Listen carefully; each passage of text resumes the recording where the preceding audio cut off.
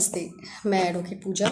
आपको जानकारी दूंगी कि जो एक पुराना टेनेंसी एक्ट था 1972 का और एक नया कानून जो आया है 1921 में न्यू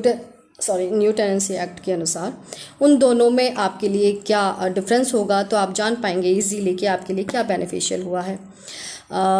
एग्रीमेंट के तौर पर देखें तो पुराना जो एक्ट था उसमें अक्सर सारे एग्रीमेंट्स मौखिक हुआ करते थे, जो कि हम आम भाषा में जिसको पट्टे बोलते हैं कि पट्टे पे अपनी प्रॉपर्टी उठाई जाती थी, चाहे वो रेजिडेंशियल हो या कमर्शियल हो। और नए कानून के तहत वो लिखित और पंजीकृत होना अनिवार्य हो गया है, यानी कि आपको रेंट एग्रीमेंट बनवाना बहुत ज़रूरी हो चुका है। दूसरा पॉइंट अगर हम देखें तो सिक्योरिटी डिपॉजिट, यानी कि पुराने वाले एक्ट में कोई सीमा नहीं होती थी सिक्योरिटी डिपॉजिट होने की। आप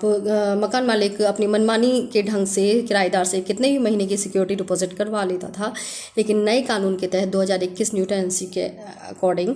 आप रेजिडेंशियल है तो 2 महीने की सिक्योरिटी ही ले सकते हैं किराएदार से, और कमर्शियल है तो 6 महीने के ले सकते हैं, इससे ज़्यादा नहीं ले सकते। थर्ड पॉइंट देखा जाए तो बेदखली का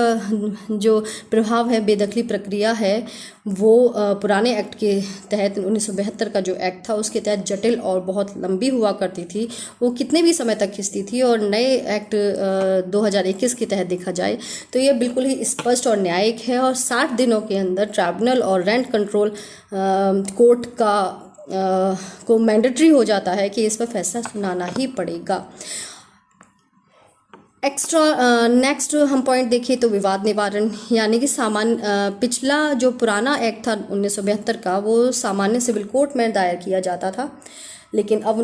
2021 अमेंडमेंट एक्ट के थ्रू इसके लिए न्यू ट्राइब्यूनल कोर्ट्स बनाई गई हैं, रेंट कोर्ट्स बनाई गई हैं, जिनमें स्पेसिफिकली अलग से अधिकारी बैठकर इस कोर्ट को इस एक्ट के थ्रू आए हुए विवादों को सुनेंगे,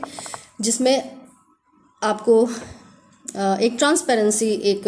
लीगली एक ट्रांसपेरेंसी देखने को मिलेगी अपने फैसलों में। और लास्ट पॉइंट अगर देखा जाए तो है कानूनी संरक्षण, यानी कि पुराने एक्ट में 1972 वाले में सब कुछ अस्पष्ट था, और नए कानून एक्ट में 2021 वाले में न्यू टेनेंसी एक्ट में चीज़ें लीगली काफ़ी ट्रांसपेरेंसी के थ्रू होने लगी हैं। आपको समय अवधि 60 दिनों में कंप्लीट मिलेगा। आपको किराएदारों के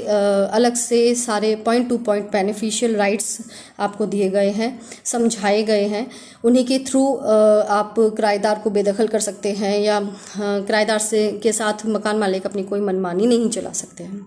अगर आपको इसी पर एक डिटेल वीडियो जाननी है जिसमें आपके सारे सवालों के जवाब मिलें, तो डिस्क्रिप्शन बॉक्स में मैंने लिंक डाला हुआ है, आप उसे क्लिक करें और मेरा पूरा डिटेल